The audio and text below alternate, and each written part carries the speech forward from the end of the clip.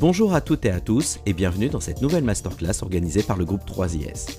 Aujourd'hui, c'est notre école de Bordeaux qui reçoit le réalisateur Olivier Babinet. Après avoir été révélé au grand public avec la série Le Bidule diffusée en 1999 sur Canal+, il réalise son premier court-métrage qui remporte de nombreux prix. Il a depuis réalisé des clips vidéo pour des artistes prestigieux, des séries télévisées, ainsi que 4 longs métrages de cinéma, Robert Mitchum est mort, Swagger, Poison Sexe et Normal. Olivier Babinet, réalisateur de cinéma, n'est pas que, ancien batteur d'un groupe de rockabilly. Un groupe qui a commencé par faire des reprises des Cramps, des Stooges, oui, donc plutôt psychobilly, punk. On ne savait pas du tout jouer, à vrai dire. On a commencé à... C'est ce qui est bien avec le punk, c'est le guitariste, ça faisait 2 semaines qu'il faisait de la guitare. Moi j'avais fait le conservatoire, j'avais fait des marches militaires pendant des années, mais ça faisait pas longtemps que j'avais une batterie. Voilà. Et le chanteur, pour la petite histoire, on n'avait pas de micro. Et il vociférait, non, c'était des chansons à texte, mais il chantait dans le micro du radiocassette, donc on découvrait les paroles après. Et c'était bien, j'aimais bien ce... Et j'aimerais qu'on voit ce petit extrait qu'il y a au début, qui nous montre le personnage de Frankie en train de jouer sa scène favorite de son film préféré, de son réalisateur préféré de tous les temps.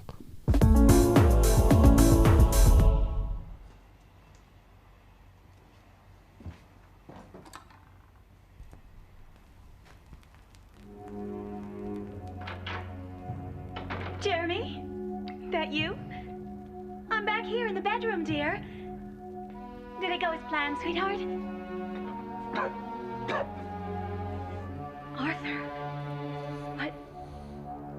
what are you doing here? Honey, why? Why did you do it? What are you talking about, dear? I'm just getting a few things together. Going to my mother's for a few days, that's all. Put that gun down. It's dangerous. Madeline, baby. Jeremy's your lover. Right? Yes. You'd better be gone before he gets here. I love you, Madeline.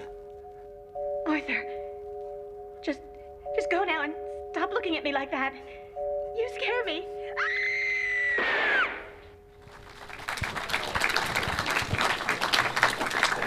Oui, le rôle de Frankie, beau côté d'Arsène, Olivier Gourmet, puis d'autres personnages qu'il croise, parce que le fait de fonctionner à l'envie, je ne sais pas si mais le fait de fonctionner à l'envie, du coup j'aimerais bien après entendre effectivement les réactions par rapport à ce film que vous avez vu en entier, donc du coup fonctionner à l'envie c'est un peu aussi le moteur des personnages dans ce film-là, mais on constate aussi que le personnage d'Arsène est motivé par quelque chose de personnel, je dirais une sorte de rêve ou d'au-delà un petit peu qu'ils essaient d'atteindre tout au long de ce road movie européen, quoi. Alors l'Est, le Nord, à défaut d'avoir l'Amérique, en quelque sorte.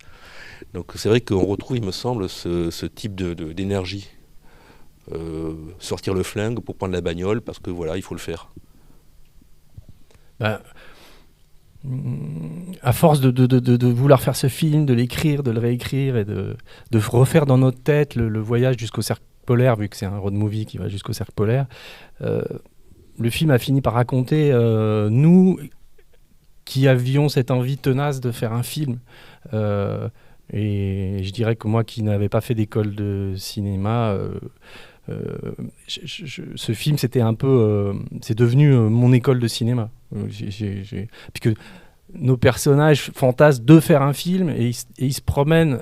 Finalement, le seul film qu'ils feront, c'est celui qu'on a fait nous, qu'on leur a offert, comme on a fini par se l'offrir à nous-mêmes, mais ils se promènent, c'est comme s'ils se promenaient dans leur envie de cinéma, leur fantasme de cinéma, et ce voyage est fait de références, et puis ils courent après cette chose illusoire qui est de faire un film américain, alors ils admirent un cinéma américain et hollywoodien qui n'existe plus. Et ils font leur propre route 66, qui était à l'époque la route de Kerouac et l'aventure, c'était la route 66. Et nous, au départ, avec Fred, on s'est dit, c'est quoi notre route 66 à nous Tiens, si on allait au cercle polaire. Parce qu'en fait, on a fait ce voyage tous les deux dans une voiture au départ. Parce qu'on avait entendu parler d'un festival qui s'appelle le Midnight Sun Festival, qui a lieu 24 heures sur 24, tout en haut de la Laponie. Et au départ, on voulait faire un film avec pas beaucoup d'argent, un peu improvisé, on part avec une petite caméra, deux amis à nous qui étaient comédiens, mais pas complètement. Et en fait, on n'a pas réussi à même trouver l'argent pour faire ça, mais notre producteur a lâché un peu d'argent, nous a prêté sa voiture et on est partis tous les deux au cercle polaire. Donc ça a été le début de notre écriture en fait. Et il y a beaucoup de choses qu'on a vécues nous, qui sont rentrées dans le film. Les déceptions, le cercle polaire, nous on fantasmait très naïvement qu'on allait arriver dans des étendues blanches avec il y aurait des pingouins presque, alors qu'en fait c'est une ligne sur le sol et c'est un endroit très déprimant. C'est le village du Père Noël et surtout quand il n'y a pas de neige, c'est vraiment triste, parce que c'est tout bétonné avec des chants de Noël. Mais à chaque fois on a intégré ça dans notre histoire. Le thème du voyage, de toute façon, il est présent, j'ai envie de dire, d'une manière ou d'une autre dans les 4 films, les 4 longs métrages. Même le voyage, on en reparlera, mais le voyage impossible, en tout cas pendant une bonne partie du film, de ton dernier long métrage, Normal, sorti l'an dernier. Et le thème du voyage, mais là, le fait de fantasmer un lieu, d'arriver dans un lieu qui n'est pas du tout comme on l'imagine, ce rapport à la fiction, qui est aussi très présent dans les autres films, même dans Swagger, qui est un documentaire, mais qui a beaucoup recours d'une façon ou d'une autre à la fiction. C'est rattaché au thème tu me parlais des non-lieux, le fait d'arriver dans un endroit à un moment donné et finalement de se rendre compte qu'il y a une forme d'abstraction en fait. Dans Robert Mitchum est mort, on voulait montrer... c'est pas très... comment dire optimiste, mais c'était montrer que le monde finit par... tous les endroits finissent par se ressembler. Et les non-lieux, c'est effectivement ces endroits qu'il y a partout, qui poussent entre les villes, les ronds-points, les zones industrielles. Et c'est vrai que moi, ça m'avait marqué dans Playtime de Tati. Et Tati, il a un peu... C'est lui qui a le premier montré cette uniformisation des villes. Il y a à un moment une agence de voyage dans Playtime et il y a une photo d'un building, il y a écrit Mexico, puis il y a exactement la même photo avec écrit New York, la même photo avec écrit Varsovie. Et c'est vrai que nous, pendant tout ce voyage, on ressentait ça parce qu'on fait de la route et du coup on est souvent dans des endroits de passage. Mais on était étonnés, on arrivait à Varsovie, on avait l'impression d'être... une sorte de New York, il y avait des Starbucks cafés partout. Bon, vrai, évidemment, il y avait des spécificités dans les pays, mais moi, je sais pas pourquoi ça m'a toujours... j'ai toujours plus eu envie de filmer ce genre d'endroit que le Paris haussmannien ou des histoires existentielles de Parisiens qui se regardent le nombril dans des appartements haussmanniens. Je caricature un peu, parce qu'il y a plein de films géniaux comme ça, mais j'ai toujours eu envie de montrer ça, mais c'est peut-être pour me pointer du doigt des dysfonctionnements ou ce par quoi on se laisse envahir et comment le monde se transforme. Et finalement, c'est quelque chose il y a un phénomène, il faut lutter un peu contre ça, donc c'est une manière de le montrer. Alors, moi, j'aimerais bien quand même voir un petit peu, puisque quand même, les personnes qui sont ici, devant nous, j'aimerais avoir quelques... Est-ce que vous avez des questions sur ce que vous avez vu hier ? Oui, on a... Oui, moi j'avais une question par rapport à...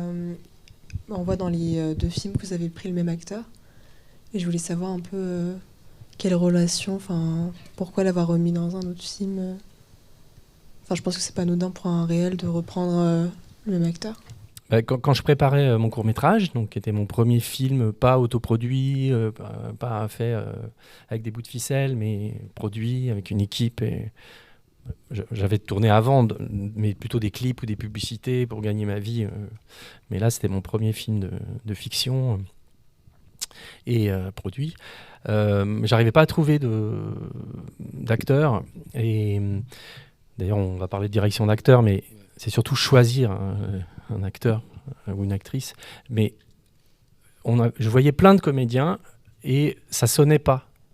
Ça me déprimait, les essais.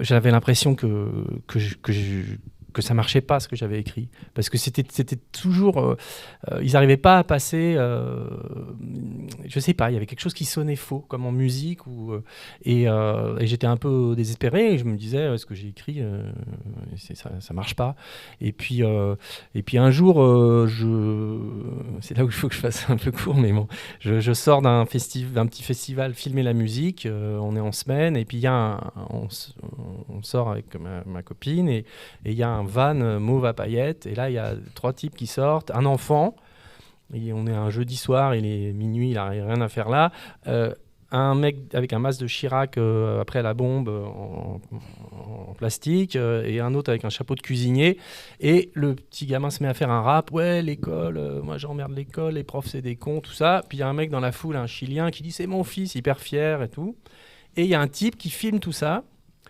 et c'est Cosmé.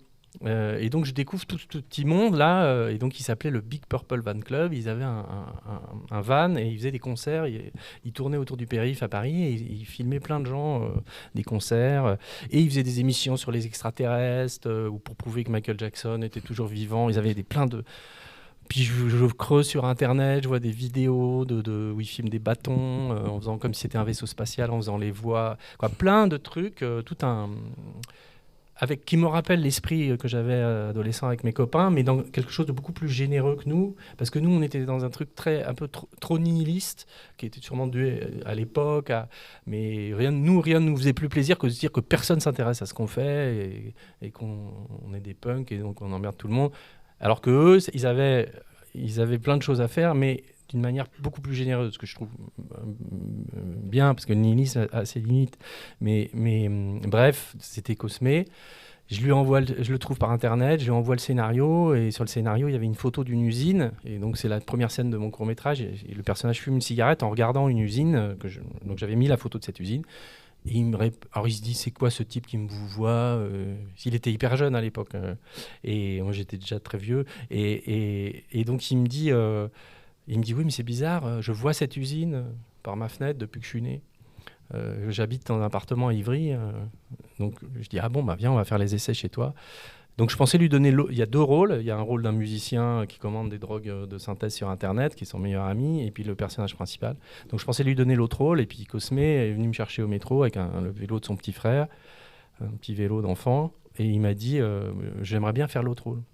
Quoi, essayer les 2. Et là, j'ai fait les essais dans sa cuisine, et il passait, quoi. Enfin, il faisait sonner tous mes dialogues et tout. J'ai presque à un moment, je me suis dit, je vais faire 2 frères jumeaux, je vais lui filer les 2 rôles, mais je lui ai donné le rôle principal. Et après, je me suis battu pour qu'il fasse le rôle de Robert Mitchum est mort. Fred était pas trop d'accord. Puis il avait joué dans mon court-métrage, mais finalement, on a fait des essais avec plein de gens, avec Olivier Gourmet qui donc joue Arsène. On a vu plusieurs comédiens. Et finalement, Cosmé... Parce que Cosmé a amené quelque chose, je pense, c'est un peu galvaudé, mais de rock'n'roll, qui n'est pas évident à faire exister en France. Ça peut vite être plus ringard, ou je ne sais pas, mais Cosmé, il a amené quelque chose qui donnait un cachet particulier au film, quoi. On l'aime ou on l'aime pas, mais moi je l'aime beaucoup. Mais... J'ai juste une question. Ça fait plusieurs fois que vous dites, en mentionnant ce film, que vous avez pris 10 ans et que vous en aviez marre de ce film qui ne se concrétise pas. Mais qu'est-ce qui s'est passé concrètement? C'était quoi les difficultés que vous avez eues à faire ce film? Moi, j'avais fait des courts-métrages autoproduits, etc. J'avais tourné des publicités,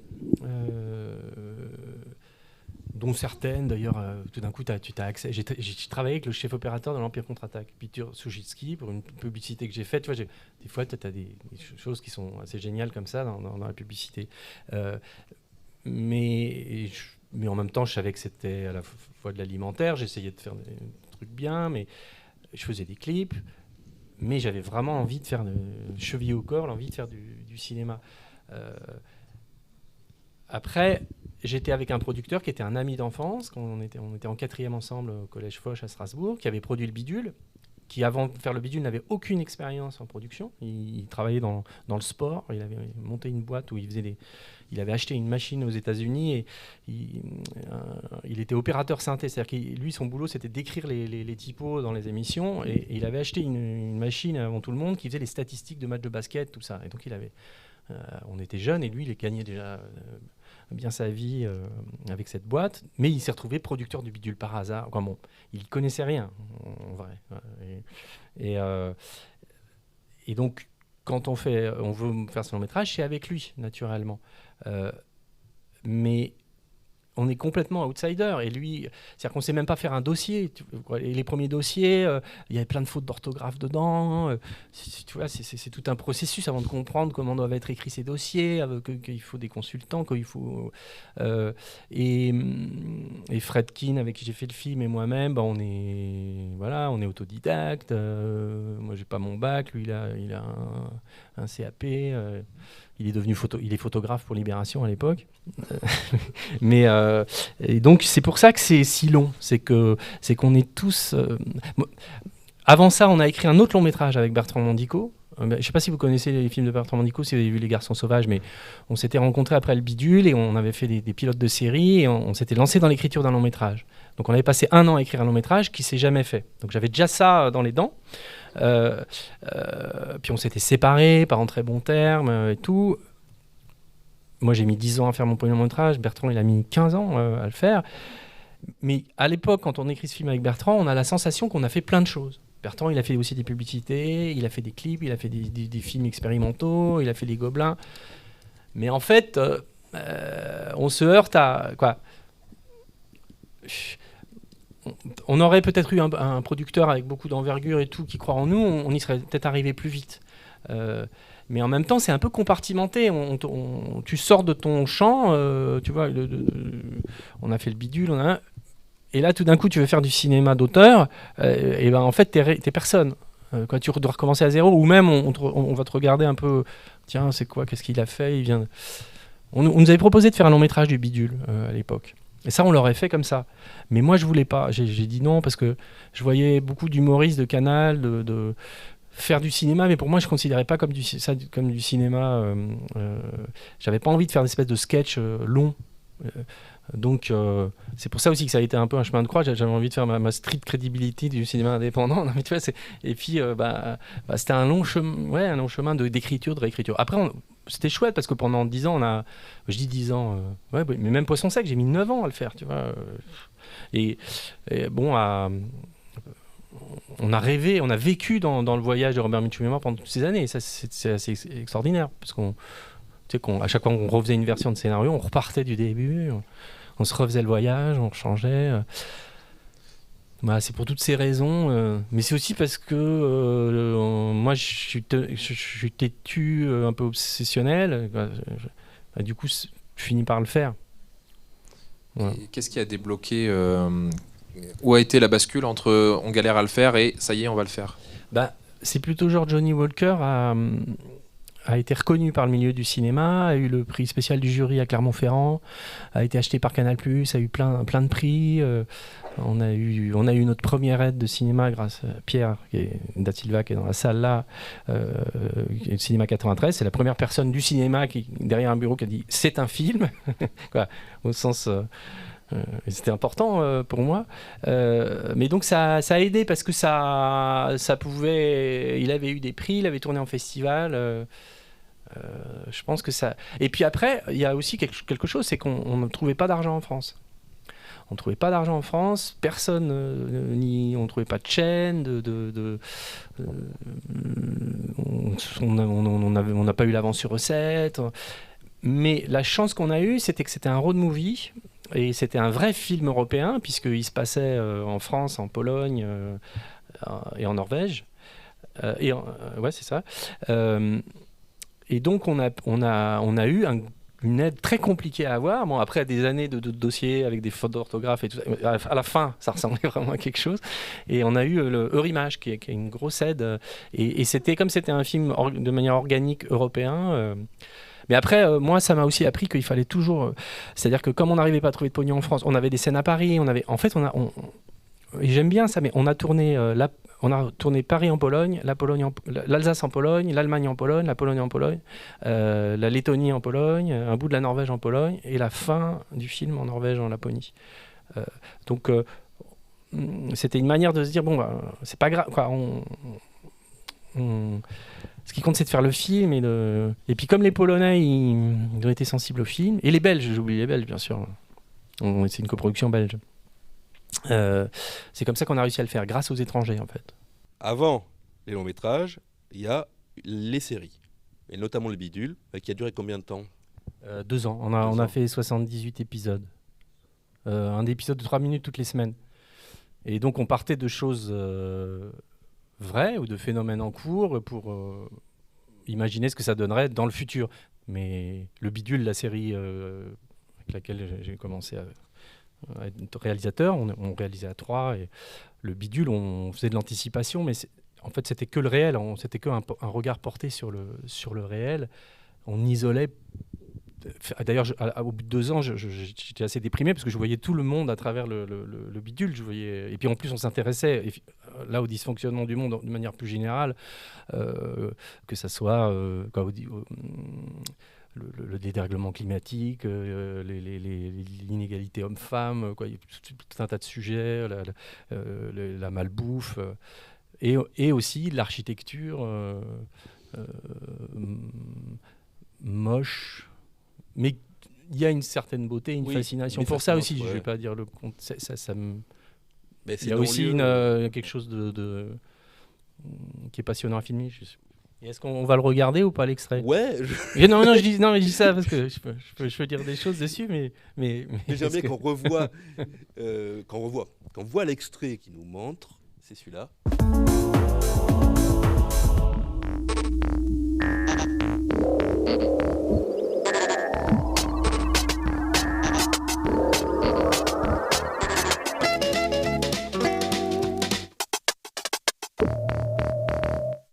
L'autre fois, en revenant du supermarché, Salut Patricia! On est passé chez notre voisine Patricia pour l'inviter à dîner. Mais elle voulait pas. Laissez-moi seule! Elle voulait plus jamais dîner, plus jamais voir personne. Qu'est-ce qui se passe? C'est affreux! Elle hurlait que c'était affreux. Énorme! Qu'elle était énorme, qu'elle avait pris 500 grammes. Vous voyez pas? C'est horrible! Elle disait que c'était horrible, qu'Henri, son chéri, voudrait plus jamais la voir. Bye bye, Boudin! Boris, il a dit que Mais non, c'est super! c'était génial ce qui lui arrivait. Elle avait une chance folle, parce que ça y est, elle était en train de muter. Elle devenait une femme du futur. Ah ouais, je l'ai eu! Boris, il a raconté qu'il avait lu tout un magazine sur ce qu'on allait devenir dans bientôt. Oh, c'est pas vrai! Ce sera géant. Il n'y aura plus besoin de sortir de ton salon. Grâce à l'Internet, tout viendra directement chez toi. Les pizzas, les Mac Bidule et les litres de Coca-Codule. Ce sera super, le futur. Boris, il pourra passer tout son temps à grignoter de la graisse animale devant la télé, parce que l'ordinateur fera tout à notre place. Ah ouais, génial! On fera jamais de gym, mais on sera super fort en karaté. Et si jamais une fois par an, t'as besoin de sortir, il y aura un ascenseur qui arrive directement dans ta voiture. De toute façon, il disait même voyager, ça servira plus à rien. Les plus beaux paysages seront sur ton ordinateur. Tu auras même l'odeur des cocotiers. Tu inviteras tes amis à faire un barbecue chez toi, mais ils resteront chez eux. Comme ça, t'achèteras qu'une seule saucisse. Le plus génial, c'est que le bidule sera directement branché sur ton cerveau. Et tu recevras des pubs dans ta tête. Boris, je t'aime. Tu pourras embrasser des filles sur la bouche et elles seront d'accord parce qu'elles te trouveront beau. Oh, Patricia! Oh. Mais Patricia, elle a dit que c'était pas les gros C'est l'avenir. vraiment trop nul, Boris! C'était les gens parfaits et beaux. La chirurgie numérique, comme dans les magazines. Allez, au boulot! Alors, on est rentré chez nous. Et Boris, il a dit que si Patricia comprenait rien au futur, c'était son problème. Ouais, mais je m'en fiche de toute façon! Mais nous, on a décidé de se tourner vers l'avenir. En route vers le futur! La semaine prochaine, Alléluia! nos amis iront à la messe se faire toucher les fesses. C'est bien! Ne manquez pas le prochain épisode du Bidule. Donc ça date de l'an 2000. Et je suis assez content parce qu'on s'est pas trompé, quoi. Trop trompé, quoi. En plus, quand il dit tu pourras rester chez toi, comme ça tu n'achèteras qu'une seule saucisse, on a vécu ça avec le confinement. Quoi, c'est devenu le bidule, malheureusement. Parce que c'est pas génial le monde du bidule, mais on avait inventé cet objet qui personne ne sait à quoi ça sert et il faut absolument en avoir un. La publicité dit que c'est formidable, donc tout le monde achète un bidule. Il clignote. On va découvrir dans les épisodes qu'il nous écoute. Il nous trace aussi quand on se déplace. Et c'est marrant parce que c'était le début des téléphones portables, quand il n'y avait pas encore l'iPhone, tout ça. Donc avec cet objet, on avait une espèce de métaphore de la société qui nous permettait de parler de plein de choses. Et c'est mes copains avec qui j'ai commencé à faire des films vers 16 ans à Strasbourg, avec qui on faisait des romans photos, des vidéos, avec qui on faisait de la musique dans notre groupe, qui jouent dedans. En fait, c'est David qui fait la voix off, qui était le chanteur dont je vous parlais, de mon groupe qui chantait quand on n'avait pas de micro, qui chantait dans le radiocassette. Alors justement, c'est vrai que là, on a eu cet épisode-là. On reviendra un peu plus tard, si tu veux bien, sur la période à la télévision, parce qu'il n'y a pas que le bidule, il y a aussi des pilotes de séries qui n'ont pas ensuite été produites, comme Crise d'angoisse. Et ce que je dirais, c'est une petite chose, mais ce qui est bien avec le procédé du bidule, c'est que ça nous permettait d'avoir une liberté de scénariste hollywoodien, quoi, puisqu'on pouvait faire exploser la Terre, on pouvait tout faire, vu que c'est des photos avec un peu de... C'est les débuts d'After Effects, un peu de 3D, c'était vraiment fait à la maison, quoi. On était dans cette cité avec les ordinateurs, le montage, un appareil photo numérique, parce que d'abord on a fait le pilote, il n'y avait pas encore de photo numérique, donc on avait fait en Polaroid, en banc-titrant les Polaroids, en faisant les mouvements de caméra dessus. Donc on avait 18 kilos de Polaroid, ça coûtait un bras pour le pilote. Et puis après, le producteur est arrivé quand on a commencé avec un petit appareil numérique. Oh, c'est pratique quand même. Et donc on a commencé comme ça, mais à faire un peu comme la techno ou la house, quoi, ce truc à la maison, bricolé, mais en même temps qui nous permet de faire de la science-fiction, à partir du réel. Et plus tard, après, j'ai fait des ateliers avec des gamins dans les cités d'Aulnay et je leur ai fait faire des films de science-fiction comme ça, ce qui leur permettait de eux aussi avoir une totale une liberté, parce que c'est vrai que quand on fait du cinéma en France, c'est difficile de faire Men in Black, mais avec ce procédé... Et puis il y a le dernier film sorti l'an dernier, Normal, où là l'actrice principale faisait vraiment ses débuts au cinéma. Et donc est-ce que c'est la même chose de diriger Olivier Gourmet et quelqu'un qui n'a jamais fait de cinéma? Olivier Gourmet, c'est particulier. Hein. Ah oui. Parce qu'Olivier Gourmet, dans Robert Mitchum est mort, on a commencé par tourner la fin au cerf polaire. Et dans ces scènes-là, donc il est armé, et en fait, il était totalement le personnage, Olivier Gourmet. C'est-à-dire que je disais des choses à Bakary, à Cosmé, oui, tu peux peut-être ouvrir la porte un peu plus vite. Puis je me tournais vers Arsène, parce que Olivier Gourmet était Arsène toute la journée, et il me regardait avec son regard de Arsène à moitié fou, très agressif. Il me disait quoi, et je disais non, mais j'avais peur en fait. J'avais peur de lui. C'était Arsène en face de moi. Mais en plus, j'avais rien à dire. C'était Arsène. Donc tout était.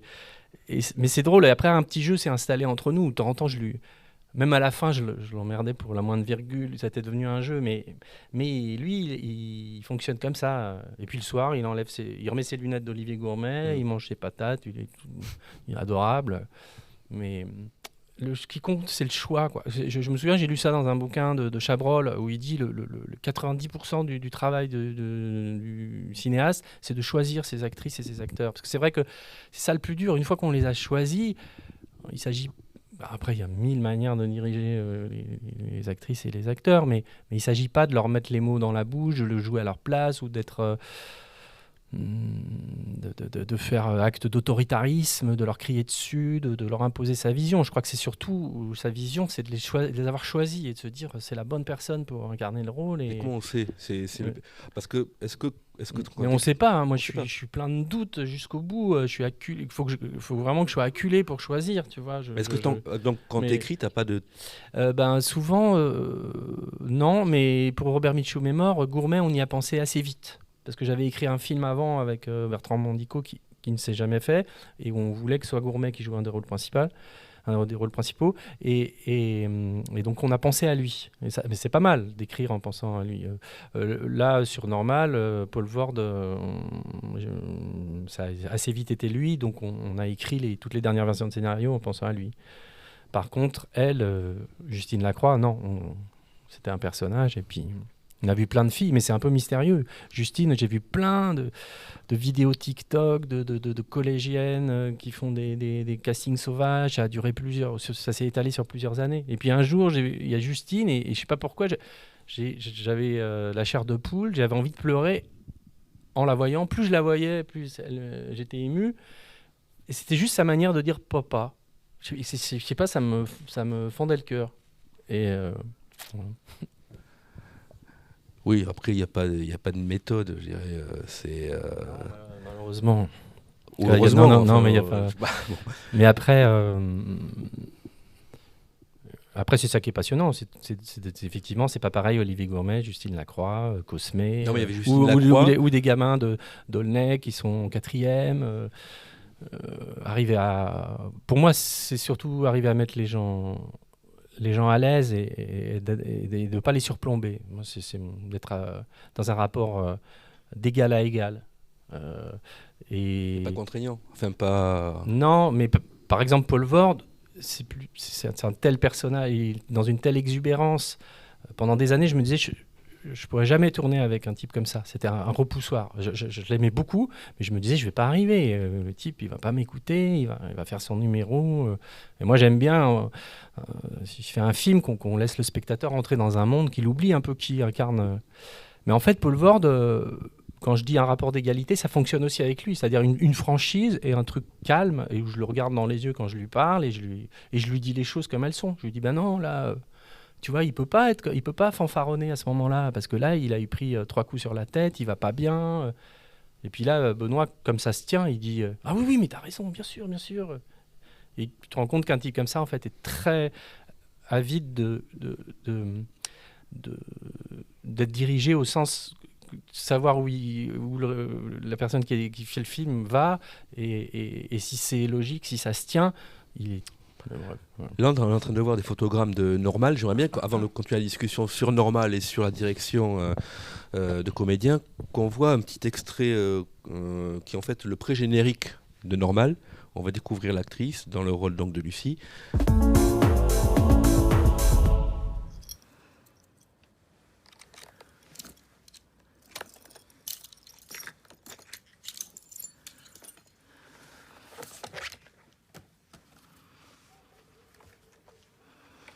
C'est l'histoire véridique d'une adolescente de la petite ville de Chelles. C'est une histoire de souffrance, de désespoir, de malaise et de honte. Il y est question de sexe, de mort, d'humiliation et de catastrophe.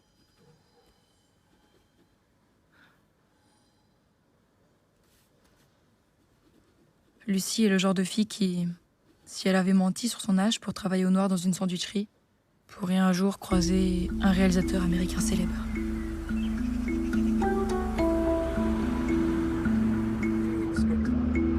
Un réalisateur américain célèbre qui ferait un film sur un golfeur, par exemple. Un golfeur violeur ou serial killer.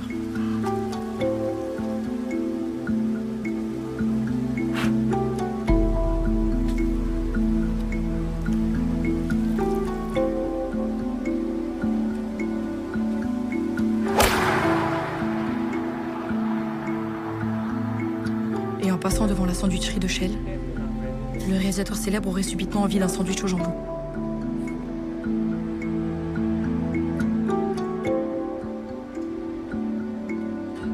Alors il s'arrêterait, il entrerait, et il verrait Lucie.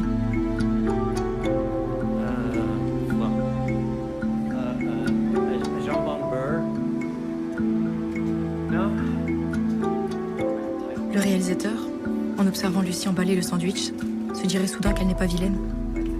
Il se demanderait si elle est bonne comédienne. Non, sans doute pas. Voilà le genre de fille qu'est Lucie. Alors soyez les bienvenus, mesdames et messieurs. Installez-vous bien confortablement. Ouvrez grand vos oreilles. Et écoutez son histoire. Barbara, le décompte commence maintenant.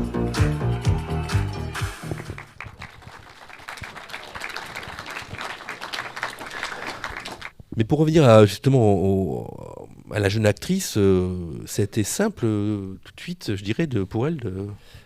Et donc Justine, elle avait fait un film avant Normal. Elle avait joué un rôle important dans un film de Claire Burger qui s'appelle C'est ça l'amour. Mais elle n'est pas du tout comédienne à la base. Elle vient d'une petite ville à côté de Forbach en Lorraine. D'un milieu qui a absolument rien à voir avec le cinéma, et ils cherchaient une jeune fille, et puis ils ont fini par arriver dans ce collège où elle était, et ils cherchaient une fille un peu renfrognée qui fait la gueule, et ils ont vu Justine qui était renfrognée, qui faisait la gueule. Et les gens qui faisaient le casting sauvage sont allés la voir, lui ont dit oui, on cherche quelqu'un pour faire du cinéma. Et puis elle les a envoyés chier. Elle a été un peu renfrognée.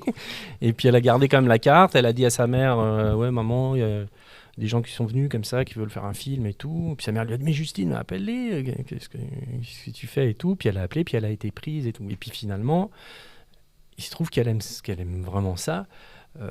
Mais alors elle, c'est mystérieux, quoi. Je sais pas, c'est quelque chose qu'elle a en elle qui fait que moi, au milieu de toutes ces jeunes filles que j'ai vues, elle m'a ému particulièrement parce qu'elle triche pas du tout. Et d'ailleurs, ça m'a aidé.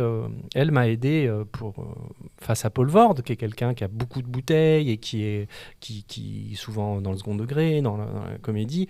C'est que tout d'un coup, j'avais envie de lui mettre quelqu'un en face qui était premier degré, qui, voilà, quand elle le regarde, elle regarde.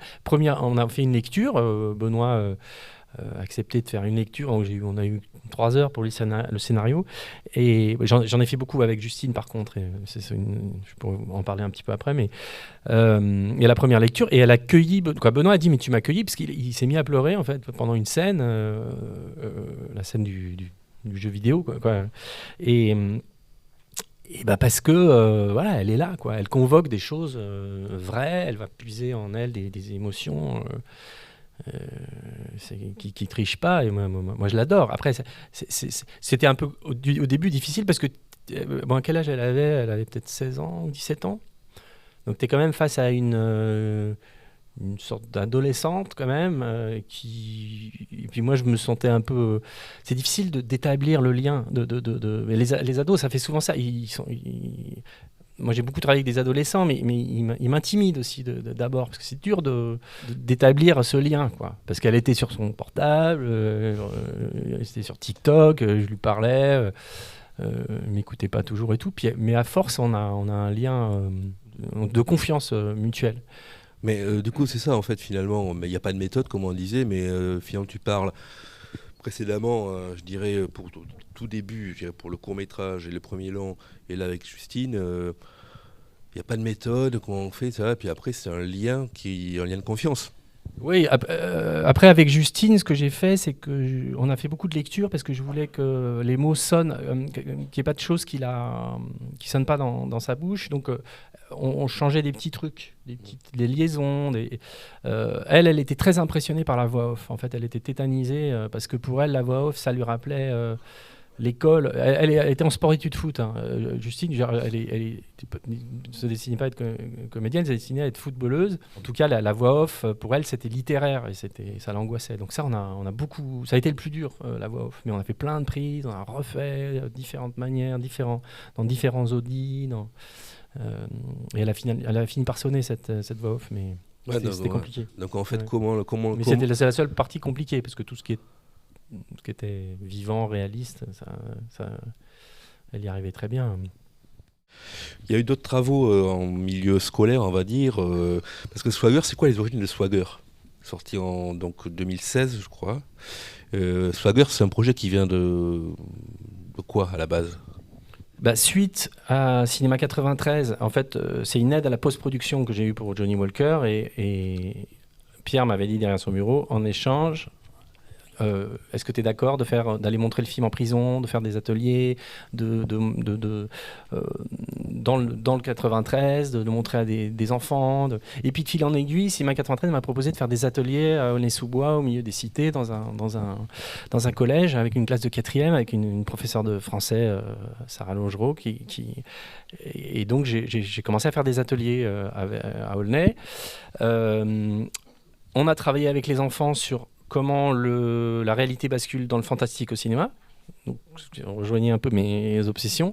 Donc, je leur montrais des films de Lynch, des extraits de mes films. Non, mais pas en entier, mais des extraits. La quatrième dimension, comment une série... Tu parles de l'influence des années 50, et c'est une série de science-fiction qui passait à la télé quand j'étais petit, Twilight Zone, qui me fascinait complètement, qui a d'ailleurs influencé aussi le psychobilly, quoi, les gens qui font du rockabilly, tout ça, ouais, c'est une autre histoire. Mais donc avec les enfants, on a fait des films fantastiques. Puis après, on m'a proposé une résidence d'artistes à Aulnay, dans ce collège. C'est le Conseil général de Seine-Saint-Denis qui met des artistes en résidence, des architectes, des musiciens, c'est une bourse de 20 000 €, donc c'est conséquent, quoi. Et ça me permettait de travailler, de me consacrer à l'écriture en parallèle sur Poisson Sexe. Et donc j'ai commencé je suis allé de plus en plus dans ce collège, et là, avec les enfants, on a fait des films de science-fiction. Je leur ai demandé d'imaginer Aulnay dans 100 ans. Avec le même procédé que le bidule, ce que je vous disais au début, parce que ça leur permet... Au début, ils étaient là, des photos, c'est pourri et tout. Puis bon, après, ils ont compris que c'était marrant, parce qu'ils pouvaient faire un film de zombies, ils pouvaient faire tout un tas de choses. Et puis au bout de 2 ans passés là-bas, je me suis dit, je suis là, je les connais, je suis ce qu'on appelle dans le métier en immersion. Non, avant ça, je me suis dit, il faut qu'ils voient ce que c'est qu'une vraie équipe de cinéma au travail. Donc j'ai fait un clip là-bas. Et j'ai fait un clip et on a contacté un des 2 membres du groupe R, que vous connaissez peut-être, certains d'entre vous, peut-être pas, qui sont les contemporains de Daft Punk, quoi. C'est l'autre grand groupe de la French Touch, et qui ont fait la musique du film de Sofia Coppola, comment il s'appelle, Virgin Suicide. Et donc j'ai fait un clip pour Jean Benoît, qui est donc la moitié de ce groupe, à Aulnay, avec 100 gamins, avec les profs, avec tout le monde. Et en voyant donc là, avec le chef opérateur de Robert Mitchum est mort, une vraie équipe. Et je trouvais ça bien que les gamins, après avoir fait tous ces ateliers et tout, voient une équipe au travail, tous les métiers du cinéma, puisqu'il y en a plein, parce que l'industrie du spectacle au sens large, si on comprend la publicité, le spectacle vivant et tout, il y a plus d'emplois que dans l'industrie automobile en France. Donc les feignants en intermittent, ils font quand même tourner un peu la boutique, et je voulais qu'ils voient ça, et qu'ils voient tout. Parce que déjà quand on faisait les courts-métrages, de leur assigner des places et tout, ça c'était marrant, ceux qui discutent au fond, comment ramener les cancres, comment dire aux filles tiens, vous allez faire les effets spéciaux, il faut trouver du ketchup, là dans votre histoire il y en a un qui se prend une balle dans la tête, comment on fait le cerveau, toutes ces choses-là, assez génial. Mais bref, donc il y a eu ce clip, et le clip était tellement beau, très émouvant. Sarah, la professeure avec qui je travaillais, elle s'est mise à pleurer au premier travelling, parce que c'était l'endroit où elle était tous les jours, et puis tout d'un coup, je sais pas, il y avait une espèce de puissance chez ces gamins quand on commençait à les filmer, et là on a commencé à se dire, il faut faire un long métrage. Et en plus, dans un contexte, il y avait entre les attentats de Charlie Hebdo, la manière dont on représentait, dont la société française se fissurait, dont on dressait les gens les uns contre les autres, la peur du jeune de cité, la caricature. Et moi, j'étais là au milieu de tous ces gamins qui me rappelaient mes amis d'enfance, où je voyais tout ce qu'il y avait d'universel chez les adolescents, que non, les gamins de cité ne font pas tous du quad et ne font pas ça devant la caméra, qu'il y a aussi des complexés, des populaires, mais ou des complètement à part, rejetés, des sportifs, toute une myriade de gamins j'avais envie de montrer tous leurs sentiments. Leur galerie de portraits. Voilà, et puis donc est venue l'idée de faire ce film Swagger, Et pourquoi swagger, c'est quoi swag? Moi, je sais ce que c'est, mais non, je sais pas en fait. Swagger, en fait, c'est un mot. Vous connaissez le mot swag. Moi, mes fils à l'époque, c'était déjà tombé en désuétude. Swag à Paris, ouais, c'est ringard et tout. Puis les gamins à Aulnay, ils faisaient encore des petits graffitis swag, des trucs. Puis Régis qui joue pas parce que c'est des protagonistes, c'est pas des acteurs, c'est leur propre rôle. Il y en a un qui s'intéresse beaucoup à la mode et il me dit non mais ça se dit plus swag, maintenant on dit swagance, on dit que c'est frais, c'est soin et tout ça. Ok. Mais je cherche quand même et tout, et j'ai découvert que l'origine de swag c'était swagger et que ça date de Shakespeare et que la première trace c'est dans Shakespeare et ça veut dire fanfaron.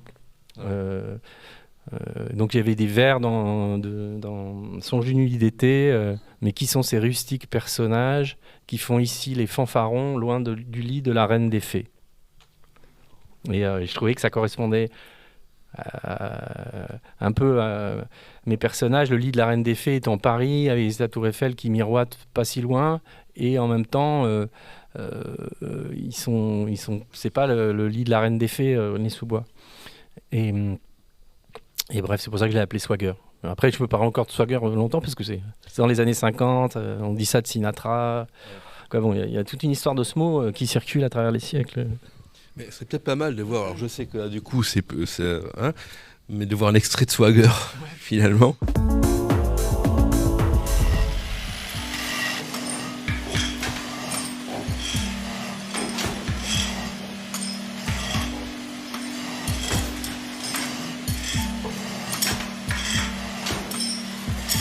À l'époque des esclaves, la vie, elle doit être horrible. Parce que, je sais pas, ils sont traités... ils sont pas traités comme des humains.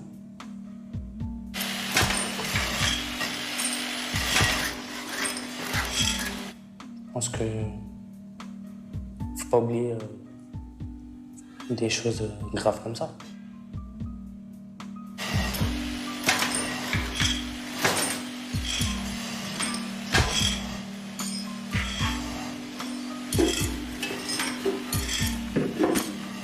Oui, c'est vrai que j'avais sélectionné ces petits extraits parce que le montage parallèle est intéressant avec la musique comme ça. Et puis c'est vrai que d'un côté, justement, ici on a les deux aspects, grossièrement on va dire, de Swagger. C'est-à-dire d'un côté le doc avec des gens qui ne sont pas des acteurs mais qui sont amenés à être des personnages, à prendre en main ce qu'ils disent.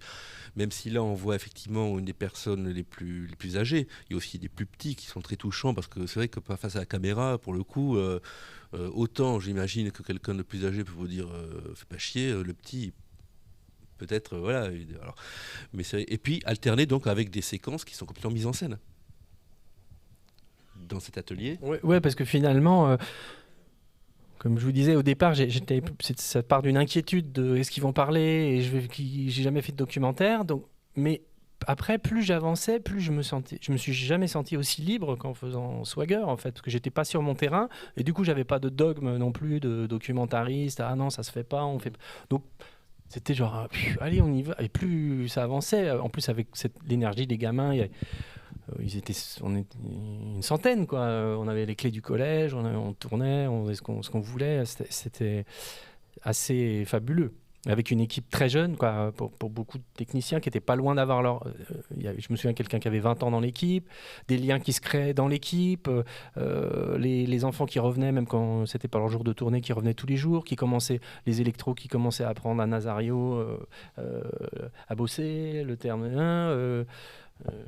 Mais Swagger, de toute façon, alors je sais pas si certains ont vu ce film, mais c'est que l'ouverture de Swagger est extrêmement, alors je sais pas, faute de mieux, je vais dire, est très fictionnelle, on va dire. En tout cas, c'est une ouverture, je parle du pré-générique, qu'on n'attend pas forcément dans le cadre documentaire, où c'est vrai que quand tu parles de dogme documentaire, quand on parle c'est un truc qui est assez vieux, je dirais, depuis l'après-guerre, le dogme. C'est-à-dire qu'il y a la fiction, le doc, et c'est vrai que vu qu'on associe le documentaire à une approche mais qu'on veut, on va dire, honnête vis-à-vis d'une réalité, on se dit que la seule manière de rendre compte honnêtement d'une réalité, c'est comme ça, et pas autrement. Donc c'est vrai qu'il y a eu entre-temps des réalisateurs, des réalisatrices, des critiques qui ont milité pour ça. Depuis 10 ans, la forme hybride revient. mais pas dans un but, je dirais, dans le but de trahir quoi que ce soit, mais pour, je dirais, traduire au contraire quelque chose de la réalité qu'on a pourtant devant la caméra. Donc du coup, c'est vrai qu'il y a pas mal dans Swagger d'alternance avec des passages plus ou moins musicaux. La musique est quand même bien présente dans Swagger, bien sûr. Ça, on en a parlé. Donc c'est vrai que c'est pas tant le rockabilly, je dirais, mais plutôt... mais bon, à la limite, peu importe, parce que bon, les univers musicaux qui sont convoqués dans tes travaux, ou même avec lesquels tu interagis, voilà, c'est pas forcément, je dirais, ces univers premiers. Swagger, il y a vraiment cette alternance, je dirais, et cette ouverture qui nous montre. Alors ça aussi, c'est très Tati, puisqu'on est vraiment en haut, avec... alors c'est filmé comment C'est plutôt... oui. C'est Hitchcock, en fait. Oui, c'est vrai. En l'occurrence, parce que c'est le plan d'ouverture de Psychose, où il y a une caméra qui s'approche, et puis on découvre une femme dans une chambre de... Ouais.